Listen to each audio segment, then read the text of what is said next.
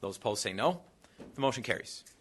Item 8.2, am requesting approval of an original Class B liquor and beer license submitted by Atypical Enterprises, Inc., the trade name The Main Club, 1217 Tower Avenue. The motion is by Councillor Sutherland, the second by Councillor Bender. Is there discussion? Seeing none, all those in favor, please signify by saying aye. Aye. Those opposed say no. The motion carries. 8.3, I am requesting approval of a Class B liquor and beer license for Wasabi 33 LLC, trade name Wasabi, 3333 Tower Avenue. The motion is by Councillor Elm, the second by Councillor Bender. Is there discussion? Seeing none, all those in favor, please signify by saying aye. Aye. Those opposed say no. The motion carries. 8.4, Finance Director Vito is submitting the 2018 Economic Development Fund budget. The motion is by Councillor Ludwig, the second by Councillor Fennessy. Is there discussion? Seeing none, all those in favor, please signify by saying aye. Aye. Those opposed say no. The motion carries. Item 8.5, Community Development Manager Anderson is requesting approval of Fair Housing Memorandum of Understanding between the City of Superior and Northwest Wisconsin Community Services Agency. Motion is by Councillor Dahlbeck, the second by Councillor Ludwig. Is there discussion? Seeing none, all those in favor, please signify by saying aye. Aye. Those opposed say no. The motion carries. Item 8.6 was the amended agenda that was sent out to you and also in front of you tonight. Public Works Director Janico is requesting approval of the one-year office space lease with Commemorative Air Force Lake Superior Squadron 101 to lease the office portions of the City Terminal A1 currently unoccupied at the Richard I. Bong Memorial Airport, approved at the December 5th council meeting. The motion is by Councillor Dahlbeck, the second by Councillor Elm. Is there discussion? Seeing none, all those in favor, please signify by saying aye. Those opposed say no. The motion carries. Item 11.1 is a resolution declaring official intent to reimburse expenditures from proceeds of borrowing Newton Creek and Nelson Creek Trunk Sewer Improvements Project. There's a motion by Councillor Bender and a second by Councillor Ludwig. Is there discussion? Seeing none, all those in favor, please signify by saying aye. Aye. Those opposed say no. The motion carries. Item 11.2 is a resolution of the City of Superior Common Council opposing the University of Wisconsin Superior Program suspensions. Motion is by Councillor Van Sickle, the second by Councillor Ludwig. There is discussion. We have a number of people from the public signed up to speak on this, and is there any objection from the council to allowing the public to speak first? Seeing none. Those that have signed up to speak, we will invite you up in order that you've signed up. You will be speaking on this issue and this issue only. Many of you may have come here to speak on this or a different issue. We will only be calling you up to speak on this resolution at this time, and we'll handle the other one at that point. We have a few rules written into our bylaws that I will ask you to respect and I'll have to enforce. Each speaker is allotted 3 minutes time. That will be very strictly enforced as we have a number of people that wish to speak. That's roughly in line with the guidelines that the council themselves have to obey when they are debating with each other. Please again remain respectful in your speech, and when you come up to the microphone, please state your name for the record. Let's just go in order. Okay. The first on the list is Chancellor Renee Wachter.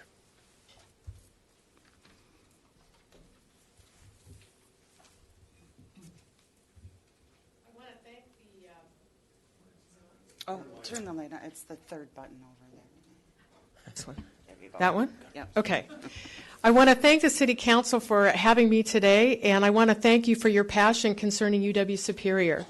I'm well aware that many of you have been approached by alumni and community members about the decision to suspend programs. Some of you are alumni yourselves, and I also feel the passion that you'll probably hear from tonight from our students and faculty. No one likes to see a program suspended. I hope that I can provide some insight as to why this decision was important to the university and to dispel some myths that are going around out there. One myth that's going around is that we're going to close. Hardly. There is absolutely no talk about campus closures. Frankly, it would cost the state money that they don't have. And they just invested millions of infrastructure dollars. And the one campus that they did close across the state, they're still trying to pay for. The second is it will be merged. Hardly. We are too far away, and frankly, they have their hands full with the UW Colleges merger. There is no talk about merging us into somebody else. There's absolutely nothing to be gained. And the third is that there's some kind of movement to undermine the campus by system in the state as a forewarning. Hardly. The system has been most generous and wants this campus to succeed. I put a handout where you can see the actual array of majors, minors, and certificates offered by the university. As you can see, we have a very, very robust set of offerings for an institution our size. As a point of comparison, the University of Minnesota Morris, a similar sized institution against whom we benchmark, has only 35 majors and minors. I think our program array demonstrates our commitment to providing a comprehensive university studies core, a commitment to the liberal arts, many degree programs in a variety of fields, and rich opportunities for exploration, growth, and engagement. We made the decision for a number of reasons. First, it's part of our continued focus on developing a strong program array that's going to serve the region. It's in our strategic plan. The second is we have performance metrics by which we are now accountable, much like WITC and the technical schools. These metrics include student success and efficiency. What does it cost us to produce a degree? We must show improvement on both of these, both relative to ourselves, but also in relationship to how much we can improve next to our UW peers if we're going to be able to access this money. We have to be fiscally responsible.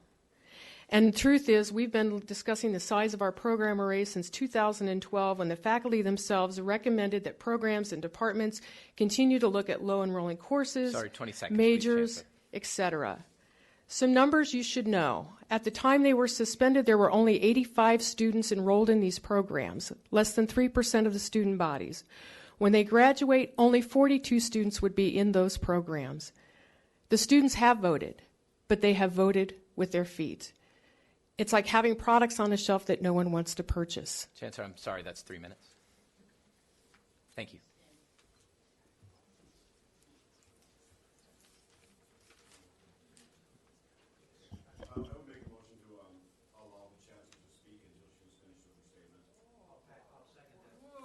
There's a motion and a second to suspend the rules to allow the Chancellor to have extra time. Are we going to spend time with everybody? Is there discussion? Councillor Van Sickle.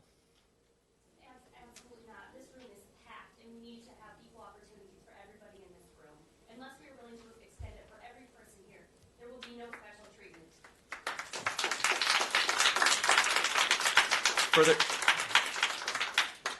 Further discussion on the motion? Seeing none, all those in favor of the motion to suspend the rules, please signify by saying aye. Aye. Those opposed say no. No.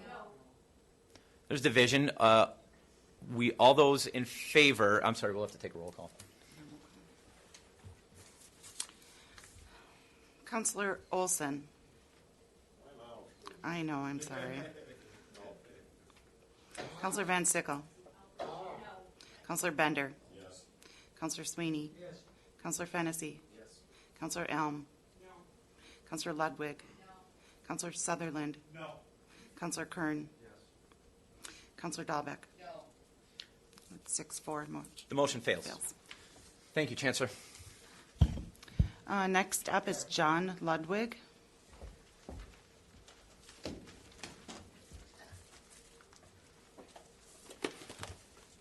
My name is John Ludwig. I'm from the 7th District. I'm I guess you'd call it emeritus staff from UW Superior. I've been at Superior for quite a long time. Most of you know me. I worked at UW Superior for quite a few years. I worked in the UW system. Before that, I was a student at UW Stout. While there, I was a student senator.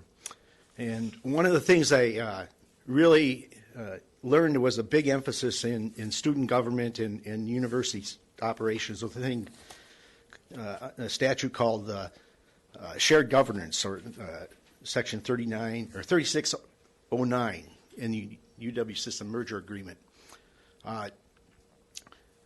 one of the things in that, it emphasizes that all members of concern from the Board of Regents all the way down to individual students should have a say in what's being taught and how the university system is operated. And one of the concerns I had is that, from what I've heard from different people around, is that there was very little involvement with students, staff, faculty, and staff in this decision compared to some of the other decisions made with the programs.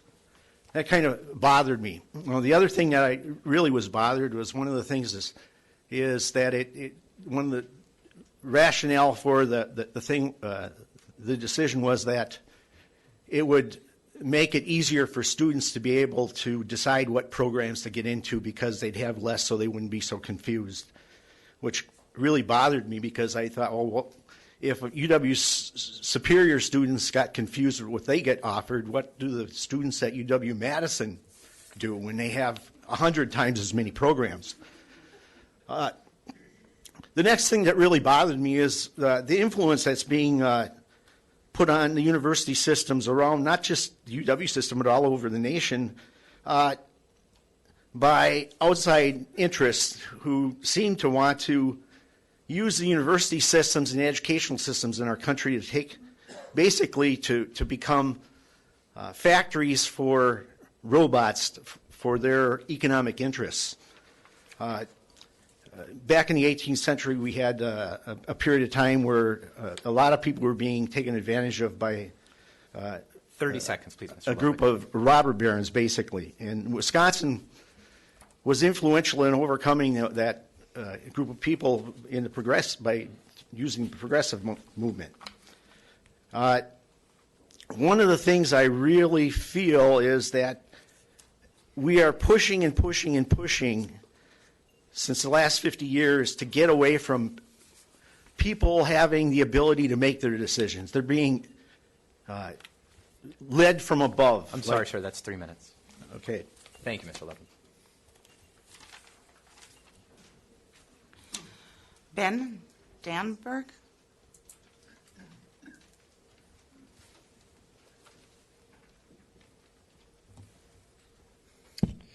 Hello, my name is Ben Danberg. I'm here representing the Student Government Association for the University of Wisconsin Superior. I'm the vice president of our student government. Our president cannot attend tonight due to family emergencies that arose today. I'm here today to mention a couple things on his behalf. One of the things, as we all know, there are very vocal students that are very unpleased with this decision. But as a member of student government, it is also my responsibility to represent the entirety of the student body on our campus. And I know that from many of our senators' discussions with different students on our campus, we can say that it is not the overwhelming majority of students on this campus that are extremely opposed to the decision. They are opposed to the process. They are opposed to the public media disclosure that was brought out. But all in all, with the decision itself, they are more so okay with the decision, but they have extreme concerns with the process going forward. I know for me personally, I have concerns with the process. I wish student government was more involved. I also have firsthand accounts from when this last time we did this with program prioritization. There were also students involved in that decision. Students that were involved in that decision were being basically harassed and threatened by different faculty members and departments that were within the areas potentially being cut. And so I'm personally conflicted in the area of, while I believe it is important that we have representation, at which point do we allow different students the potential to be harassed and threatened by faculty members that are looking for the livelihood of themselves. It's a tough thing to try and figure out. What I do wish going forward, and I know that ourselves as student government, as well as the other senates on campus, do wish to be involved in any further discussions and further relations to things going on this campus. Thank you, Mr. Danberg. Josh Howie?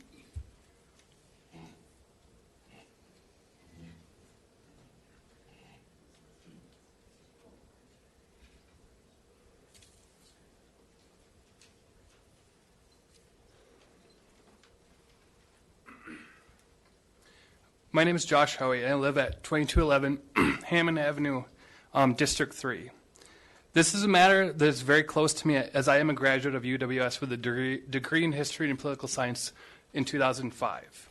I'm extremely proud of the education I received as a graduate of the History and Political Science departments at UW Superior. The decisions being made by the university are heartbreaking and does not represent the UWS that I remember.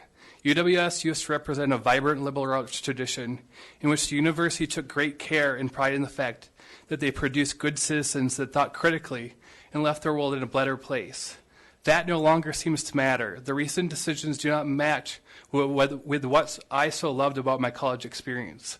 That the campus, although small, was filled with passionate, intelligent, and vibrant people, where curiosity was encouraged and learning was paramount, and we were led through the great journey of becoming intelligent, curious, and critically minded men and women by amazing professors. Although some departments were small, those small departments were manned by some of the best professors and human beings that anyone could ever meet. Teaching was their primary passion, and they worked tirelessly to create lifelong learners that looked at the world with curiosity, a critical eye, and hope. It is that experience that is UWS. That is why the students love the university as much as they do. That is why the alumni wish they could rewind and attend once again. My story is a pretty common one at UWS. I'm originally from a small town in northwest Wisconsin, Luck, Wisconsin, and came to Superior for my degree. I graduated from UWS in 2005. During my time at UWS, I came to love Superior and decided to make it my home. I met my now wife, who is an alumni of the university, and we purchased our home. We both have found very good careers in the area and plan to continue to live in Superior and make it the place that we will start our family. I would not have attended UW if it did not have the programs that I majored in. I would have ended up at a different university. I think about this decision being made at this university, and I think of the impact that it would have on my life, and none of the things that I now love would have ever happened. I think it goes without saying that the university matters a lot to the students who attend currently and to its alumni. It matters a lot to a city because it educates its citizens. It allows them to attain the careers that they want. A well-educated citizenry adds to the vibrancy, ingenuity, and ability of this city. It makes a lot of people of all over northwest Wisconsin, upper Michigan, northeast Minnesota, and beyond fall in love with the city and stay. The cuts at UWS represent a university that I did not attend. 30 seconds, please, sir. The kind of decision is not what it was like when I was there. The university used to understand its role in this city and in this region. I strongly urge you to support the resolution that is in opposition to these cuts. These cuts will affect all of us who love Superior. We will never be able to give it back. Thank you. Thank you, Mr. Howe. I'd like to remind the public that the applause is out of order in a public meeting, but we'll give you a minute when we're all done. Councilor Bender, you signed up to speak? Yes, as a community member. As a counselor, that's out of order. You'll have privilege to speak as a counselor. And I'm sure the council won't be limiting its own debate. Thank you, sir. That way we can have more than 3 minutes, but it won't be 2. Thank you, sir. Kim Kohlhaas?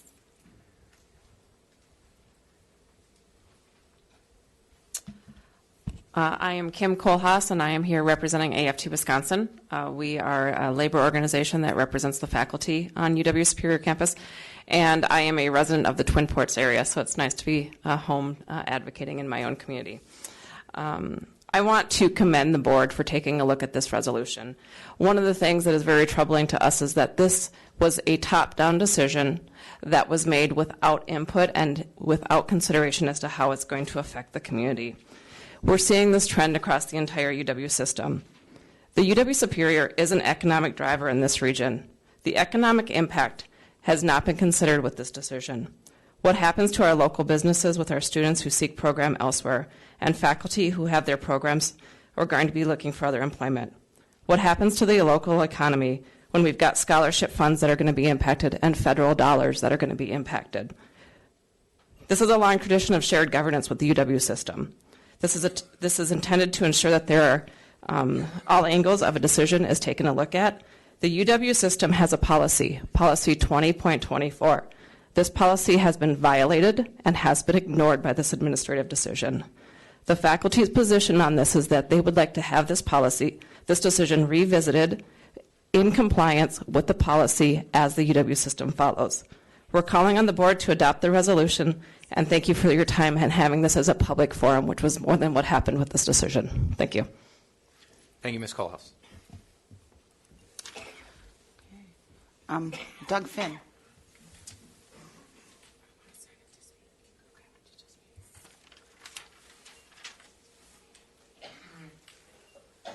Thank you, and thank you to the mayor and the city council. Doug Finn, 1004 Cummings Avenue, just down the 5 blocks down here. I graduated from UWS in 1971, a lot later, sooner than the previous graduate. But I also have a degree in history and political science. I'm not here to criticize the administration, but I'm here to express concern about the future of UWS. It just seems like the last few years, things are changing, less programs, staffing has changed, and I and a lot of people in Superior are concerned about the future of UWS. So tonight I just want to say that we as a community, I'm on the county board, of course, and we want to work with the administration in the Board of Regents, and how can we strengthen the university, not make it more difficult. And I'm concerned if you cut out all these classes and all these minors and majors, you're not going to attract as many students. And what's that going to do for us? So again, I support the university. I support this resolution. Probably if I wrote the resolution, it would be a little bit different, but I support the principle of it. And above all, I just want to see UWS grow and stay part of this community for another 100 years. Thank you. Thank you, Supervisor Finn. Lynn Gort.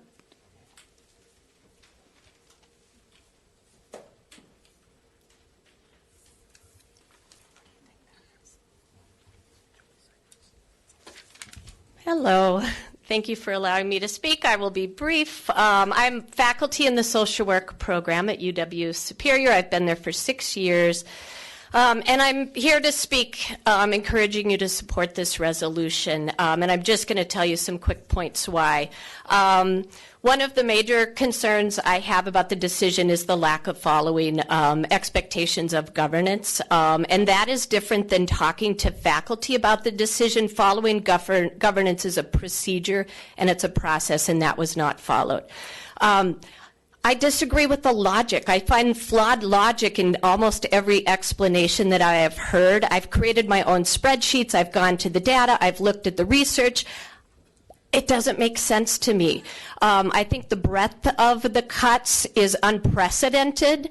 I'm very concerned about the impact that this will have on the community, on the region, on our ability to look at data that's available in the community and help analyze it and help answer questions that are important to this community and the region. And these cuts will limit our ability to do that as faculty and as students and as a campus. And some of the logic that is being used in this decision and in cuts and in discussions about what are we going to do to higher ed, I'll tell you as a faculty, they don't make sense to me, and I'll give you one example. One thing that is being discussed over and over is credits to degree, and on the surface, it makes sense that we want to not add debt to students, we want to help students get through, but there's so many reasons why students have high credits. I have one alumni who's about to graduate with the social work degree that's going to graduate with 165 credits. It has nothing to do with us requiring 165 credits. It's the journey that they took. And they have picked this journey that brought them to getting an AODA certificate that's led them to the social work field. It was the right thing for that student, and it should not be looked at as a negative to our program and our university.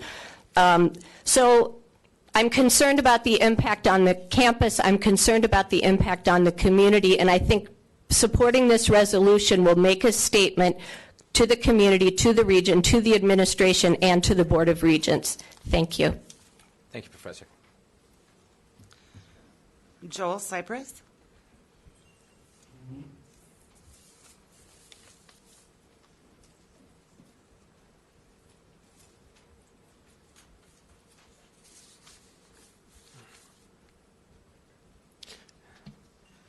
My name is Joel Cypress. I want to start by thanking Councilor Bender for encouraging me to come and speak tonight. I am an elected official in Duluth. I want to emphasize I'm speaking solely today as a 22-year faculty member at UW Superior who has great affection for this community. I have devoted over 20 years of my life to making sure that if you're a kid from Superior, if you're a single mom from Solon Springs, if you're a veteran home from the Middle East, that you can come to UW Superior and you can get an education that is on par with the most well-known and prestigious colleges and universities in this country. And I look around this room, and I look at former students of mine, and I am so proud of what people have done with that opportunity. The reason it is vital that this resolution be passed is that when you set aside all the spin, and you set aside all the manipulated statistics,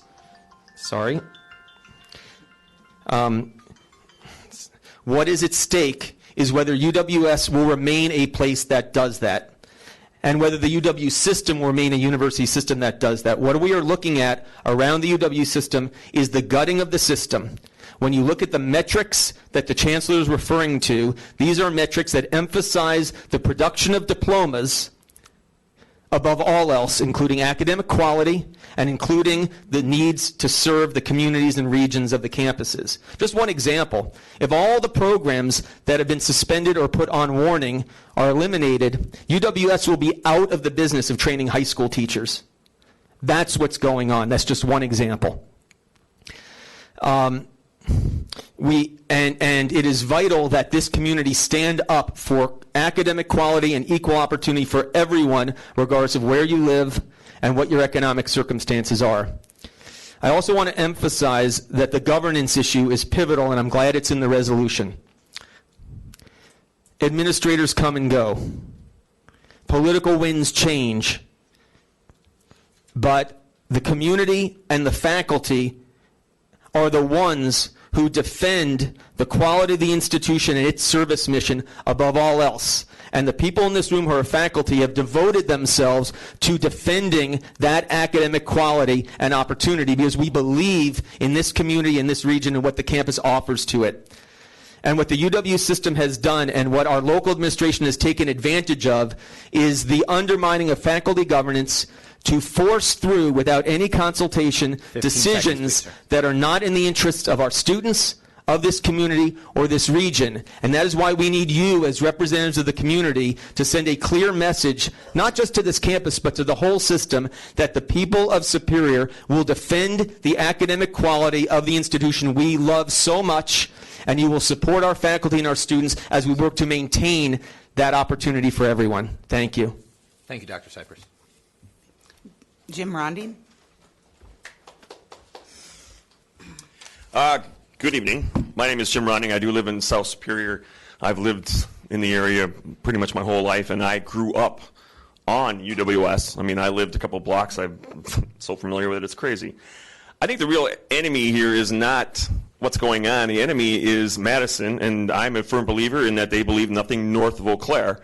And I believe that the university is taking steps in order to prolong our life up here. I mean, I know that that the chancellor says that UW is really in support of it, but I seriously doubt that. I have a lot of experience with the Chamber of Commerce and Better City Superior to know that we are ignored a lot. And I believe that if you do not make a smart decision here at UWS, and you don't have the kind of rates or whatever they're looking for in Madison, that we are going to feel it one way or the other. So again, I really have a lot of feeling for the people that are affected by this, but I do believe that it is something that the UW Superior administration has looked into and is not a short-sighted decision. And I also question whether this body is is this really something that you're going to do, is to take a position on this? I think that to mix up everything that the city does with the things that make the city work, like UWS, is the wrong place. So I believe that they know what they're doing. So thank you. Thank you, Mr. Ron. Deborah Schlacks.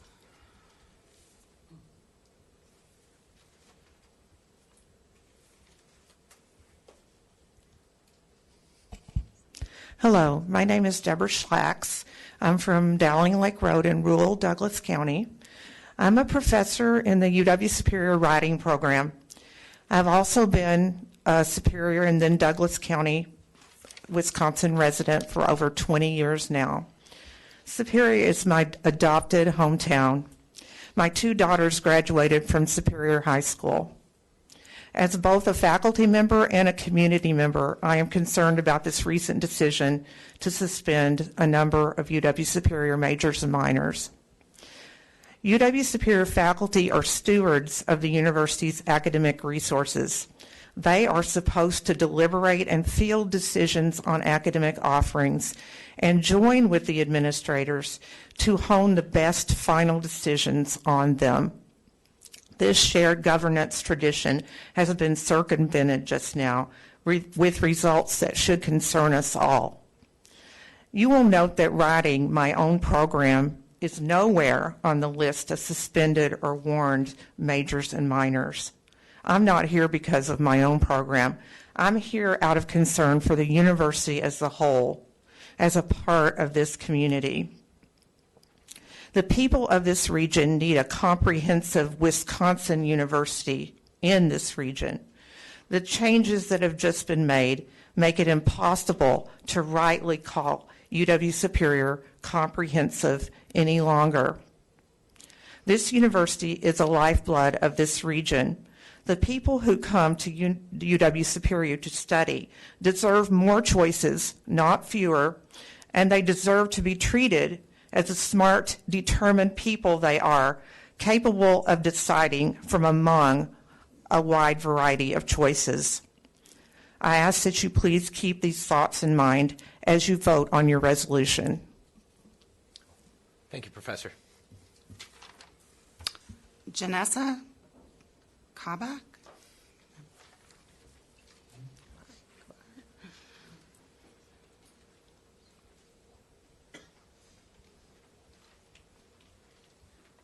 Hello, my name is Janessa Sabak. I'm a student at UW Superior, and I'm in my senior year. I just want to talk today about my own campus experience. None of the programs listed are the ones I have are affected, but I've seen the experiences of a lot of students. I've seen a lot of tears, a lot of students being upset. And I think of the campus as my family, administration, and the community is all one family. And UW Superior has this big heart, and right now it feels like the family's kind of split up. And I would really love and like to see us just like sit down and talk and find something, come to some kind of happy median. And thank you very much. Thank you, Ms. Sabak. Okay, Riley Van Sickle.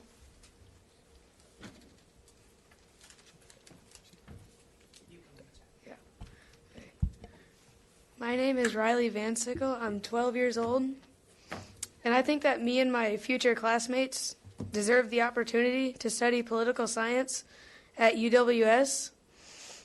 And this is important to me because I think people should have access to learning about what they wish to, and especially after the national election a year ago. And please support this resolution, and thank you. Thank you, Ms. Van Sickle. Kaven Van Sickle.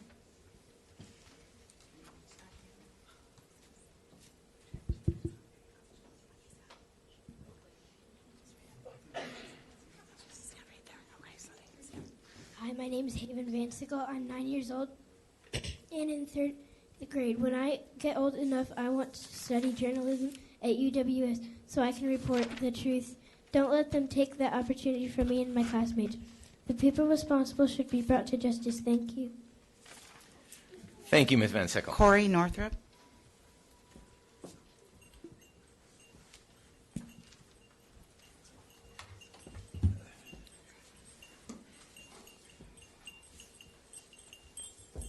Hi, Corey Northrup from the Fond du Lac Band of Lake Superior, Chippewa. I came today to speak because of my experience at UWS. I have a hard time going to school and being normal and colonized, And UWS gave me a really great environment to learn how to make the best of both worlds happen for me.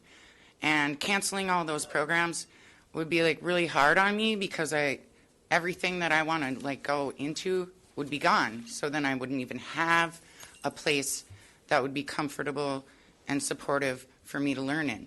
So, speaking of the diversity to, what attracts people to come to this community and add to the diversity of the community through the college. And thank you. Thank you, Ms. Northrup. That is the end of our list. Is there anybody that missed the ability to sign up on the sheet? Please come forward.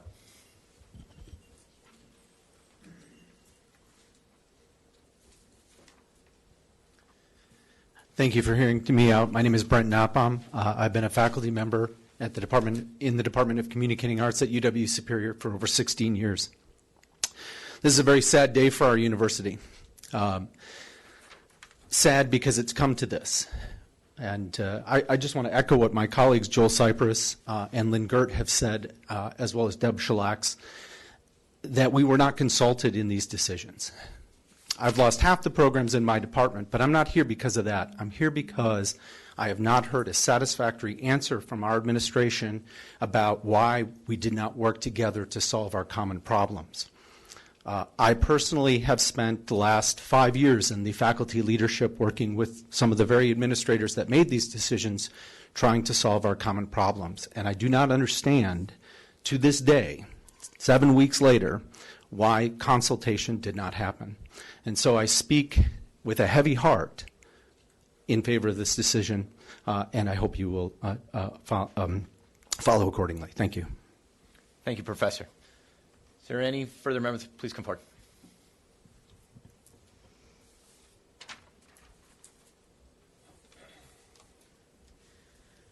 Hi, my name is Amy Peterson. I am a current college student at UWS. I am not being affected. I'm a psychology student. But what's currently happening at the moment is, even though we have commented from a lot of different people saying it's not affecting a lot of students, in view, when you go to UWS, you see a lot of students being affected, not even just my own friends that I hang around with. There's others that are being silent about the issue who really don't want to speak up because they're scared to. So I feel like if we get more support on this, they'll be able to stand up and actually speak on behalf of their own majors, or some who are just too scared to speak because they think if they get involved, something's going to happen to them. And I just hope that today we make a good decision on how UWS is going to be and how in the future we're going to have choices again, because even when I came to UWS, I started as a business major. I went from business, I went to science, then I went to psychology, because I had choices. I had many choices to choose from, and I didn't get scared of all the choices. I thought it was incredible. And when I first found out about all of them being gone, all of the suspensions, I was heartbroken. And I had so many people coming over to me. I had faculty and everybody just voicing their opinion. And I want the voice to stay alive, and I hope that the city of Superior will stand with us. I have been a resident of Superior all of my life. I've known UWS all of my life. When I went to Superior High School and when I went to the Superior Middle School and etc., I wanted to come to this school. This school was the main school I wanted to go to because I sat there one day and I was like, that's the choices I want. These are the things that I want. And they support that. They support liberal arts and artistic people of all minds and sound body come to this school to learn. And now all our choices are being ripped away from us. What are we supposed to do now? So I guess that's just my voice and opinion, and I hope that we make the good decision tonight. Thank you. Thank you. Any final speakers? Please.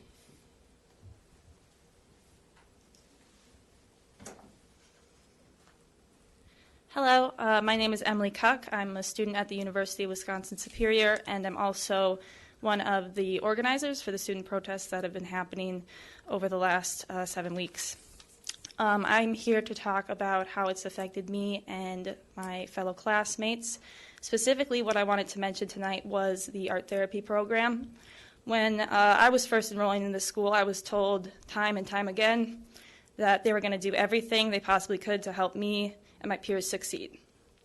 And now they are telling these people in the art therapy program that if they want to continue with their masters, that they are going to either A, transfer to another university, or just switch their majors, which neither option is acceptable to me. There are people who do not have the resources or the ability to relocate themselves, and I think these decisions have completely contradicted the mission statement of our university. So thank you for hearing us out tonight, and I hope that you guys can provide us any support you can. Thank you. Thank you. Are there any more members of the public that wish to address the resolution? Go ahead, come forward. If you haven't spoken yet and you want to address the resolution, please form a line behind so we can save a little bit of time.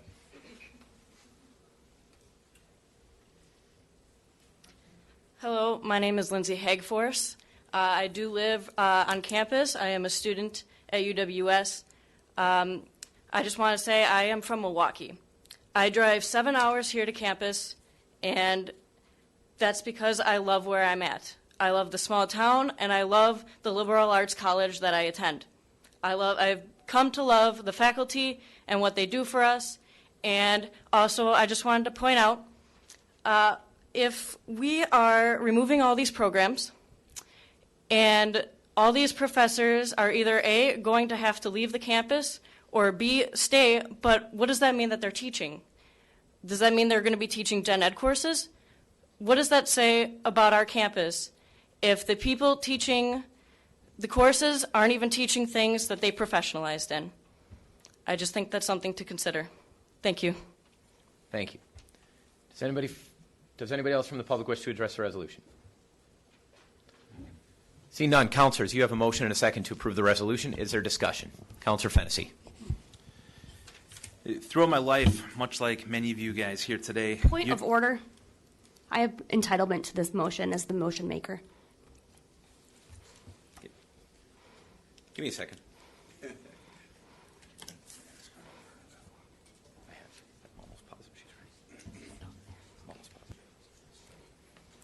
Motion maker usually has Page 31 of the 10th edition of Robert's Rules.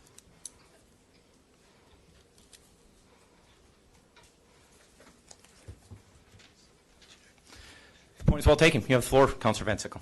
Thank you, Chair. One, thank you for everybody for being here tonight. But first of all, I'd like to thank my fellow councilors for unanimously voting in favor of having this resolution presented here tonight. And before I talk about briefly what this resolution is, I would like to make an important distinction about what it is not. In no form is this resolution political grandstanding nor irrelevant to this community and its residents. This council has every right and responsibility to speak on this matter, and this packed house proves it. Students, parents, and our neighbors have turned to this council and asked for help and support in reaction to a devastating local situation. They have turned to their elected leaders for representation. Every councilor in these chambers has been contacted. Every councilor in these chambers has had ample opportunity to learn more. And on that note, I thank you for the hundreds of calls, letters, emails, conversations, and your time here again tonight. This resolution is an important opportunity to humanize our decision-making power to the community we swore under oath to fight for. Let it be known I am the same elected official you met on the doors during the campaign. When I said authenticity was my #1 value, I meant it. When the UWS administration sought outsourcing the bookstore and facility staff, I fought back because I knew that decision would hurt families in Superior. We cannot underestimate our power and voices as a united council. Chancellor Wachter's attendance today certainly validates that. As a first-generation, non-traditional graduate, someone you come here to sway, I reject the false account that I cannot be successful. The story based on flawed and biased data changes with each audience you entertain and is a stain on my alma mater. I will not have this council mislead with the notion of 5 and/or 3%, whatever it is today. When the student body president questions these decisions as suddenly impeach, people should be demanding answers, particularly those who value democracy. I condemn the scare tactics that we cannot visit our capital, Madison, in good faith, that we can ask for and certainly expect support. As you saw, my daughters are in attendance tonight, 2 warriors who deserve to study in their chosen fields in liberal arts. UWS has maintained the position this is not a budgetary decision. Not only is this morally bankrupt, it's fiscally inexplicable.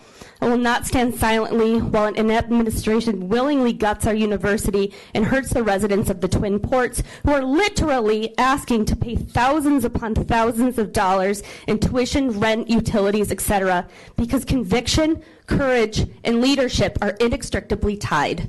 Thank you. Councillor Fennessy. Throughout my life, much like many of you guys who spoke here tonight, UWS has had a significant impact on my family. Several members of my family have attended and graduated the university, and my father recently retired from UWS with over 30 proud years of service. For many years, my family and I have supported UWS students and UWS scholarships through various fundraisers, such as the Chancellor's Ball and Wine and Jazz. So I certainly recognize and absolutely appreciate the impact UWS has had on our community, and that impact extends not only to those who attend and work at UWS, but to all of us who call Superior home. So tonight we're posed with the question, or the decision, to vote yes or no to this resolution. And although I have personal opinions on this matter, and likely everyone here has personal opinions on this matter, our own personal opinions do not allow us to supersede our purview as city councilors. My opinion is inconsequential on this matter, as it is my firm belief that a resolution regarding an operational decision made by UWS doesn't belong on the floor of a meeting at the City Council. We as a city do not govern UWS any more than we govern individual businesses inside Superior. For that reason, I will be abstaining from voting tonight, because I don't believe that the proposed resolution involves an issue within the scope of this City Council. And I would encourage my fellow councilors to also abstain from a vote, affirming the precedent that we focus our time and energy during City Council meetings on the matter that are indeed within the scope of our authority. Councillor. Thank you. Thank you. Councillor, a reminder that if you intend to abstain, you can't speak to the resolution. Frog, could you clarify that? You already did. Yeah, you already did. Technically, we're not supposed to try to be persuasive on an issue if you think you're conflicted. The point is moot at this point. Yeah. Thank you, Councillor. Councillor Bender. Yes, thank you. And as has been mentioned before, all of us got numerous calls, emails. I got regular letters in the mail too. And everyone who wrote to me that I was able to contact, I encouraged them, come here and speak. Let your voice be heard. I could speak for you, but it's better to speak for yourselves. I'm a proud UWS grad. I graduated in '73 with a Bachelor of Arts, and in '77 with a Master of Science in Teaching. And in case you don't know, Arnold Schwarzenegger graduated in summer school. I believe it was '78. I believe I'm a 5-year member of the Alumni Association. It might be 6, and I also chair the governance committee. And we did have a long discussion about this at our December meeting. And one thing I would add, even though Councillor Fennessy wasn't supposed to be speaking to this, but that his dad and his sister are on the alumni board with me, and that we have supported many of those same type things. Everybody has their own opinion on this, and as I mentioned to Shelley Nelson from the newspaper yesterday, it's a very polarizing issue. And would students be able to complete their degree? Well, the ones who are now in a program will be able to, and maybe in the future they could do something online. But as a veteran of 30-plus years of education, there are certain things that can be done just as a lecture class, and certain things that cannot be done just as a lecture class. So online isn't always the way to do it. And we have heard that some faculty do feel left out of the loop on this. I know that Councilor Van Sickle had mentioned about the bookstore, and many of us had also campaigned against the cuts that were made to the janitorial staff, is that. And I'm a longstanding member of AFT and also NEA, and stand with Union Brotherhood on that. About 3 weeks ago, David Conley of the county board approached me, and he said, could you help me write a resolution? And I said, sure. So I wrote a short and to the point one, and then he added some more wording to it. But it came out with, probably what we had wanted to say. Now, the other side of the coin is, having worked for 30-plus years in education and having been a member of both the Quality Work Life Committee at Duluth East High School and also on the steering committee that brought about the RED plan in Duluth. However, I wasn't there when they actually voted on it, but brought about the RED plan in Duluth. I know that sometimes cuts do have to be made in education. And I wrote a very short piece about this in my most recent Bender Bulletin that I'm still taking around the 3rd District. And in that, I said many of the same things that I've said right now, and I ended that, and this is how I'm going to end my comments, is that we all need to be proud to live in a community that has UWS. Thank you. Councilor Ludwig. I, too, am an alumnus of UWS. And let me tell you a story of how program cuts can affect the diversity of choices employers may have when they do not have the viable programs at the local university to support the training of their current and future employees. Back in the late 90s, shortly before I graduated, it was announced that my business major was being cut. The reason cited for the cut was low program enrollment in a time of tight budget constraints. The truth was, the majority of the courses I took were the same courses as any other business major, with the exception of a couple of courses for my major. So cutting the major had very little effect on the budget. However, the cuts went through, and I was the second to the last student to graduate from that program. The last student followed a year later. Upon graduation from UWS, I applied for a job locally, as my family had come to view Superior as our home. Well, I'm not sure how many applicants there were for this position. I was one of 8 candidates who interviewed for my position. One of 8 candidates, the majority of which I knew because they were fellow graduates of UWS. Fast forward 15 years later when I retired. The position was advertised and only 2 candidates applied. The hiring committee decided to advertise again to try to widen the candidate pool. The same 2 candidates applied, so the hiring committee had to settle. Why the shortage on viable candidates applying for the position? Because we no longer had homegrown graduates who are trained in the field. And by homegrown, I don't necessarily mean, born and raised in the community, but also students that move here and to get their degree and then decide, UW Superior is a wonderful community and I want to stay here and work. And so, I wanted to share this story because I think we as a community, we as business leaders, we need to realize that decisions made at the university, whether we want to admit it or not, they affect all of us.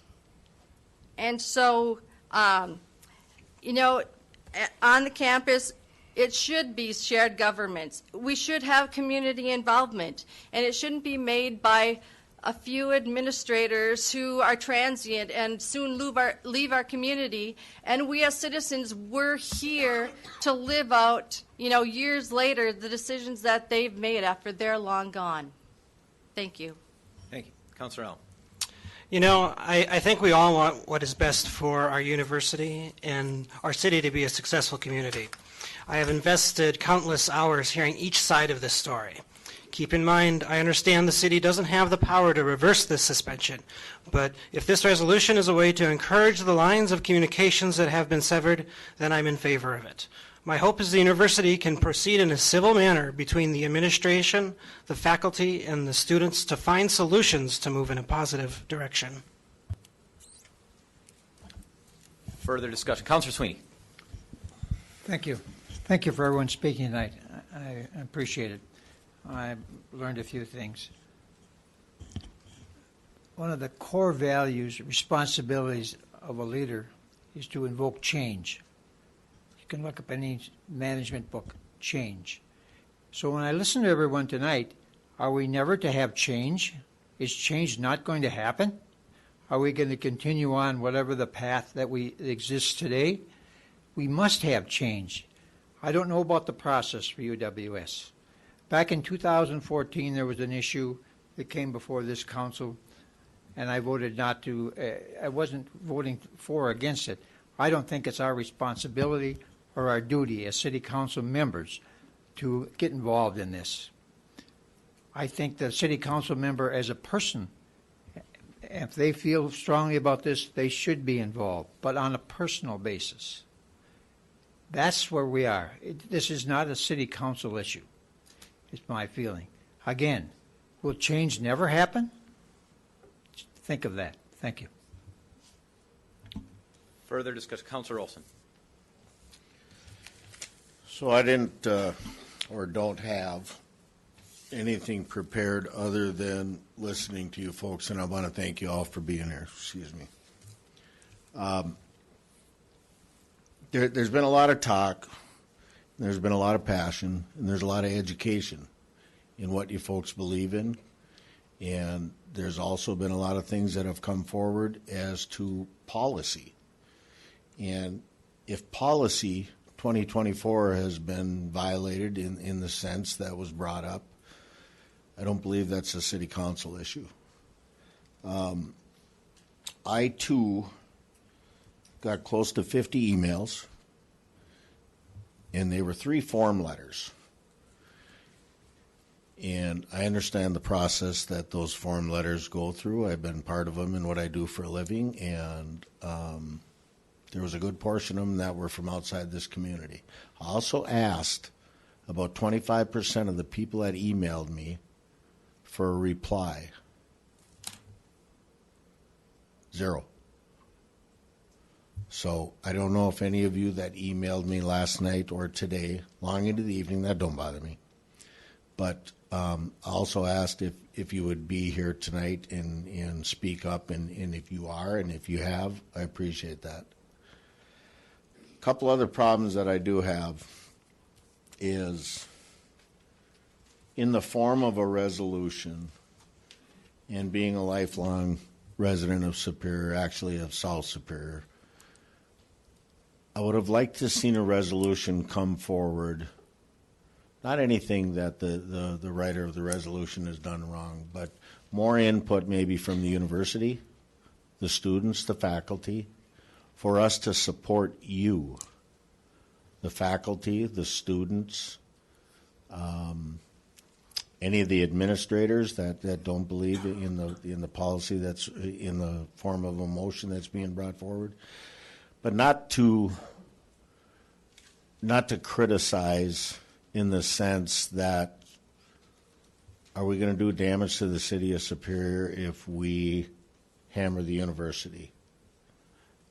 I have to look at it that way as well. A couple of the other things that have been brought up, that there was no communication between the university and the faculty in the decision making that was being done. So I wonder why that didn't happen. I could sit here and get political and tell you I think I know why that didn't happen, but I'm not going to do that. The other thing is that we as city councilors should be making decisions, right or wrong, with issues that affect our community. I do believe this affects our community, with our population, with continuing education, with the opportunities that we give to the people that either are citizens of this community or people that choose to live here. I've been a long advocate of trying to retain our people in this community.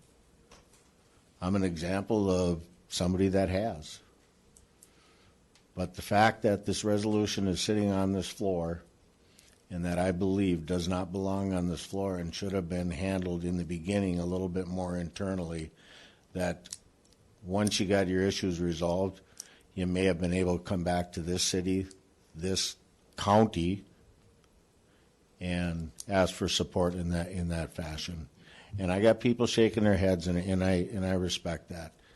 But the fact of the matter is this, at this point in time, with no resolution to the problem, should not be discussed. It can be discussed, but it shouldn't be voted on this floor. Thank you. Further discussion. Councillor Kern. First off, I'd like to thank everybody that did show up today. Your commitment to what you believe in is one of the strongest things that I believe everybody in Superior should continue to move on for. I do want to echo a couple of things of what some of my colleagues have said. Change does happen. We sit up here as a council day in and day out, whether it's in a committee meeting or in front of this council, making difficult decisions, whether it's on budgets or decisions that are going to affect not only us and every single citizen that is in this room or in this city. I do agree that we could have handled this a little bit different. I agree that I don't think that this thing is the right time and place for this type of a resolution. But once again, I do want to support everybody and thank everybody for showing up today, all the emails and telephone calls. Thank you. Councillor Van Sickle. As the author of this resolution, I do want to make a clarification. This resolution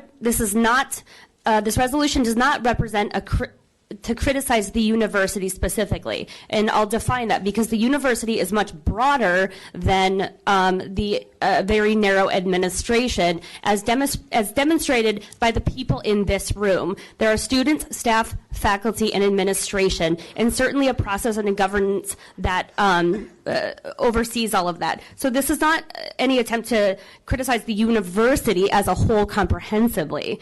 And in terms of how this council could have acted differently, I challenge any suggestions, because it's my thinking that this council would have chosen a course of no action, not different action. So I don't know that to be true. And certainly, yes, I would have liked this to be handled internally at the university between those three sort of branches of government there. Yes, I think that would have been highly appreciated, certainly by everybody in this room. And then we're not having this conversation. That didn't happen. And now we have a decision in a room full of people, and they represent hundreds upon them who simply have asked not for governance not for governance. They have asked for support by the people who elected them. Thank you. Further discussion on the resolution. Councillor Sweeney. We may have when we vote, we may have a roll call, please. Yes, sir. Further discussion? Seeing none, we will proceed with a roll call. Before we do, I want to thank everybody that came to speak on this issue. As always, we welcome any member of the public to speak on any of the issues before the council, and we certainly appreciate your passion and your candor in speaking to us tonight. So thank you. Actually, Councillor Fennessy is up first for a roll call, but you're abstaining, so we're going to go. The motion on the floor is to approve. Councillor Elm. Yes. Councillor Ludwig. Councillor Sutherland? No. Councillor Kern? No. Councillor Dahlbeck? Yes. Councillor Olson? No. Councillor Van Sickle? Yes. Councillor Bender? Yes. Councillor Sweeney? No. That's 5-4. That motion fails. Motion requires 6 votes to pass at the Superior City Council. The motion has failed.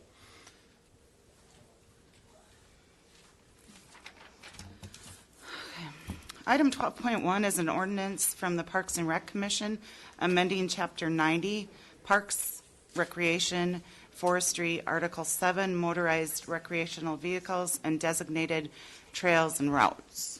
We have a few people signed up to speak to that item. Is there objection to the public speaking first on this issue? Seeing none. Bernie Conklin.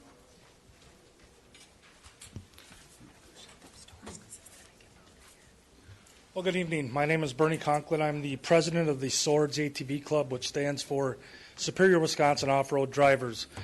We full-heartedly support this resolution. We've got 102 family and single memberships in our club.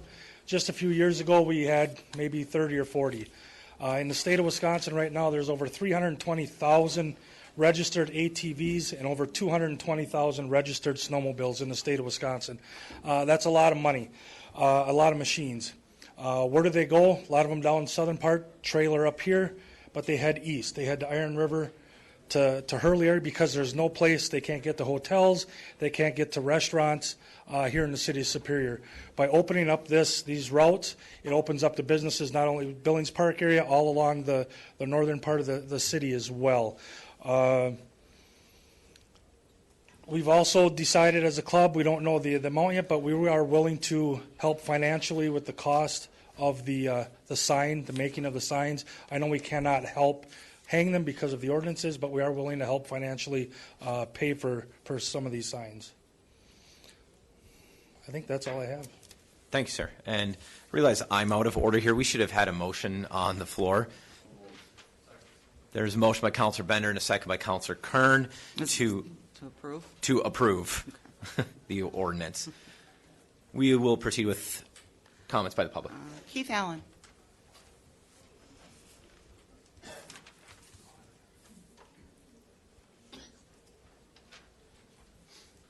Thanks for letting me speak here. I've talked to some of you and maybe emailed some about this issue. I fully support this issue. I think it's something that we need. We needed maybe even a few years ago. County board a number of years ago, maybe 8 years ago, voted something in favor of this to do different road sections throughout the county. Everybody was kind of up in arms. It's going to be, sheriff wasn't in favor of it. The head of the highway department wasn't in favor. It's going to wreck the roads. It's going to cause all these accidents. The best that I've ever heard, and I think there's other county board members here have said, I haven't heard anything. And so I do support it. And then on the other hat, I'm also on the board of directors of the Douglas County Fish and Game League. I found out about this after our meeting, so we don't have a letter of support from the club. However, I bet they would. We've talked about it a number of times. We did, talk about it internally, so they would have supported it, but the time didn't work out. So I just support it. Thank you. Thank you, Supervisor Allen. Taylor Peterson.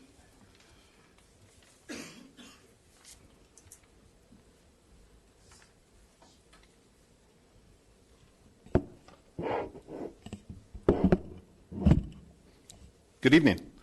In the interest of time, I'm going to be very short tonight. My name is Taylor Peterson. I speak on behalf of the Visitor Bureau for Superior and Douglas County, Travel Superior. I encourage you to support this motion tonight. It would have a significant impact on the businesses throughout Douglas County, not just in Superior. It would have a significant impact on tourism as a whole, visiting Superior, as well as groups of motorized vehicles coming to Superior. Everybody wants connectability in their trail systems, and I do support this. In addition to that, I've had a number of people reach out to me. It would support a quality of living, a higher quality of living, if you enjoy motorized sports for residents of Superior. So quality of life would also improve. So I encourage you to support it. Thank you very much. Thank you, Mr. Peters. Dan Corbin. My name is Dan Corbin. I live at 7677 South County Road A. I'm not a city resident. I am on the county board, and I was on the county board when we first opened up some of the county highways. There was some issues back then. In my own town, the town of Summit, we opened up our roads around the lake, and I had a lot of people that were not happy with me. But we had people that were riding ATVs, and they were riding them very fast, and I will say 40, 50, 60, 70 miles an hour around a road that the speed limit itself is only 25. Once we passed it as a town resolution, and after it was a referendum vote, and the referendum passed, I was also told they were very surprised in the first week when the traffic speeds went down to that 10 miles to the 15 miles an hour, because it is now legal for them to use that road. I also sit on the highway committee, and we're in the process now of looking at 7 more routes to open up on the county highways. I also sit on the Northwest Trails. We're the ones that work with the county highway department to open up these sections of county road. Over the years that we've done this, and I've been on the county board except for 2 of those years, we have never had an accident on an approved route. There has been accidents on the highway where there is not an approved route, but not where there has been approved, which means take a look at it. People are traveling the way they're supposed to. They're doing it responsibly. Also, from a Northwest Trail standpoint, we operate the trail system for the ATVs and the snowmobiles in the wintertime and the ATVs in the wintertime. A lot of these people sitting back here are part of that group. Very responsible group of people, and we have been looking for a way to get the 3 major trails all hooked together through, and at one time we were looking at a county highway system, but I'm glad to see that you've got a way to connect this trail system through the city. It opens up the gas, the hotels, and gets the neighborhoods to get to the trail system. There's a lot of people that are in this kind of activity, and they need this trail connection. So I would like to support the ordinance that you have here, because I think it's a good idea. It also promotes some responsible driving amongst the ATV riders and the snowmobiles. So thank you very much. Thank you, Supervisor Corbin. Is there anybody else who would like to speak to the ordinance? See none, we have a motion and a second on the floor. Is there discussion from the council? Councilor Olson. Thank you guys that have put time into this, but I do have a couple questions. And Director Kadad isn't here tonight. Who are we going to direct? Russ. Russ? All right, what you got? Well, I've got a route that's been in South Superior for quite some time, and it's relatively been a good thing.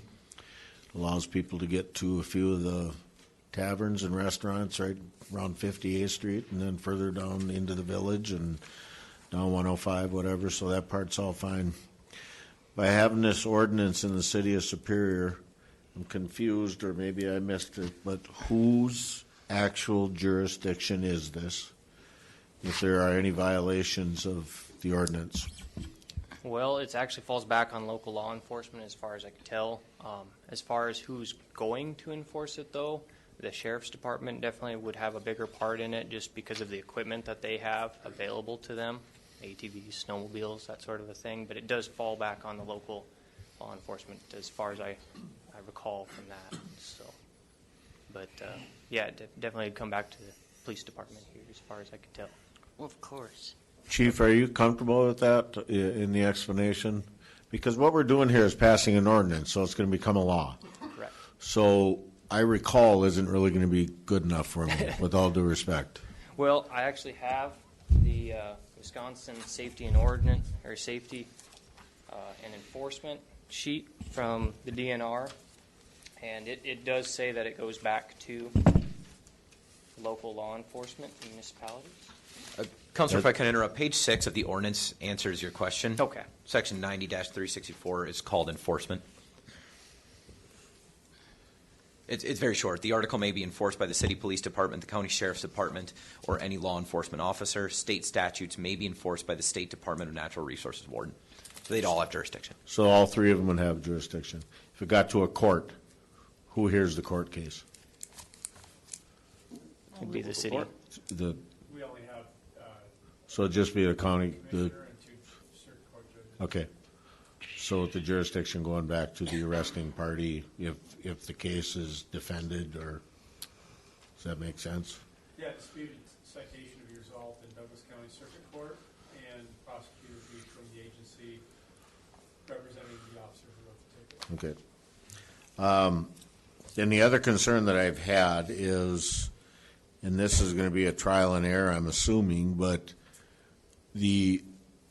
when Dan Corbin was talking about when they're on the right routes, there hasn't been any reports of accidents or anything like that.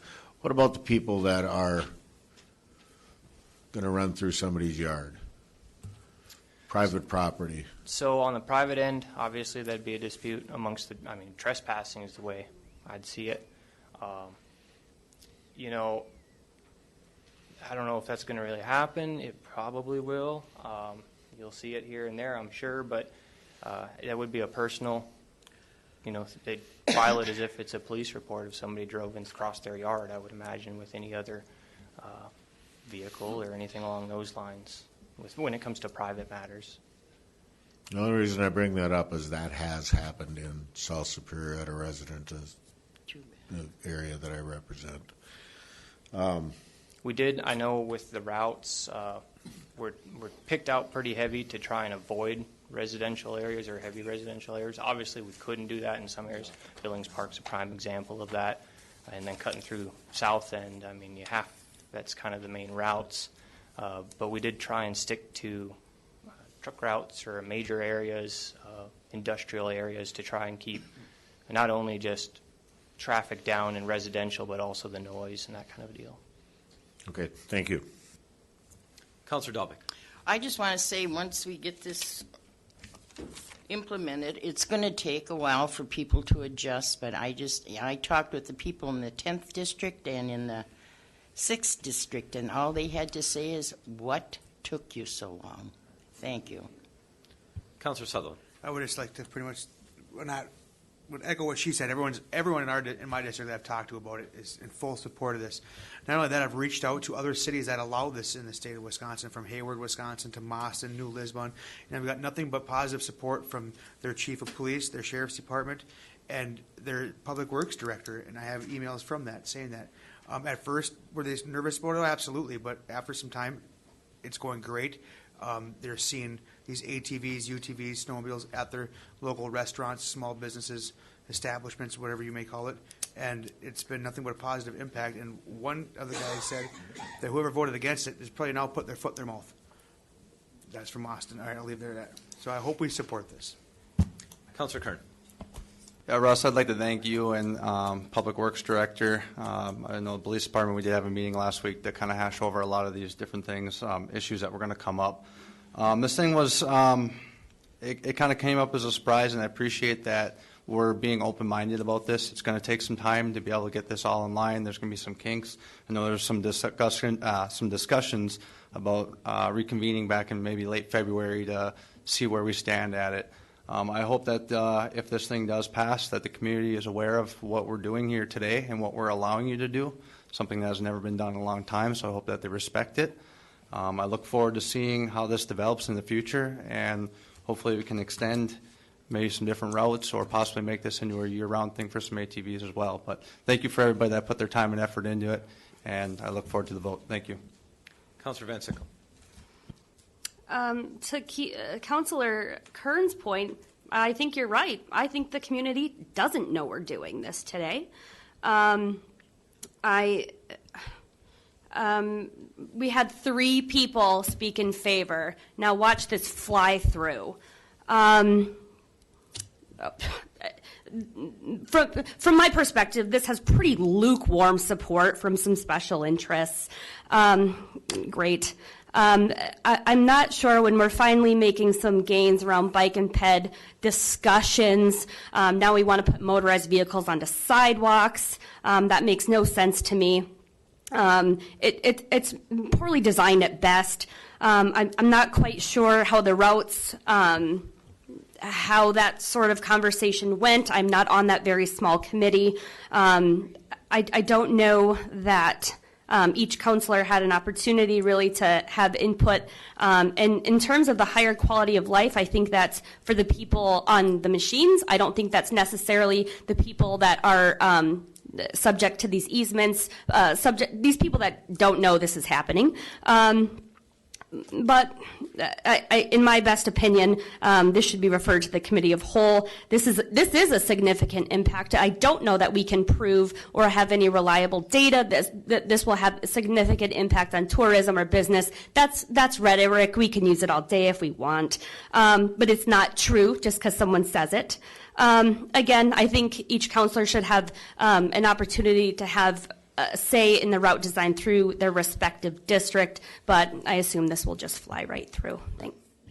Was that a motion to refer, Counselor? Yes. There's a motion to refer to the committee of the whole. Is there a second? One more time. Is there a second to the motion?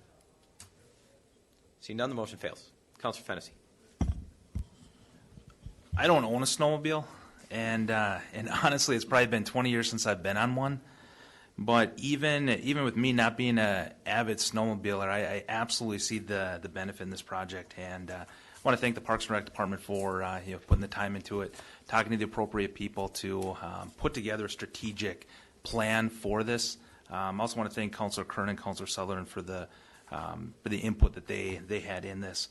If you take a look at the map, it's a wonderful loop all around the outside of the city, and it kind of cuts into the city so a rider can visit the establishments to get something to eat, get something to drink. And to that point, I received an email today from a resident in Superior, and she talked about her memories as a kid, getting on a snowmobile with her family and stopping along the way for hot chocolate and cheese curds. That's the kind of environment that we need to create in Superior, and this is just one step in creating that environment. When you look at the current map of where it's legal, where they're authorized to be, it's choppy. It doesn't look fun. It's small little chunks of stretch where they can go. So what you have is a rider. They'll hop on a legal trail, and then they'll zip as fast as they can to get on another legal trail. And I've got that right by my house, where you'll see riders zipping, trying to get from one legal point to another as fast as they can. And by connecting this, it's going to eliminate that, because now a rider can take in, I think it's 17 miles all around the outside of Superior. So it's going to get people on the trails. It's going to get people through the municipal forest. I think this is good for the residents. I think this is good for Superior. And I think this has the potential to be good for tourism too. So I will absolutely be supporting this tonight. Councilor Dahlbeck. Oh, I just want to say we held 4 public meetings on it, and emails were sent out. If they wanted a route change, they didn't like the route, they could have changed it. So the public was well aware of what was going on. Thank you. Councilor Sutherland. Just one more thing. I think Janigo had mentioned that the cost of signs would be about $6,500 for these signs for this trail, and the ATV clubs, they have mentioned that they would help pitch in, if not cover the cost. I don't know how much, but so if people are worried about cost, it's very minimal to what it could be in the long run. Thank you. Any further discussion on the ordinance? Seeing none, all those in favor, please signify by saying aye. Aye. Those opposed say no. The motion carries. Item 12.2 is an ordinance introduced by the Common Council amending the traffic code disabled parking zones by adding 1802 North 22nd Street. Motion is by Councilor Bender, the second by Councilor Fennessy. Is there discussion? Seeing none, all those in favor, please signify by saying aye. Those opposed say no. Motion carries. There is no business by public. No one is signed up. I would like to remind the councilors that the January 2nd council meeting has been canceled. Happy New Year. And we have no further business. Therefore, the council meeting is adjourned. I will see you all in the new year. Can I Thank say you. one thing, Mayor? I'm sorry. The meeting is closed, Councilor, but I just want to wish everybody a Merry Christmas and a Happy New Year. Well, we'll add that to the minutes.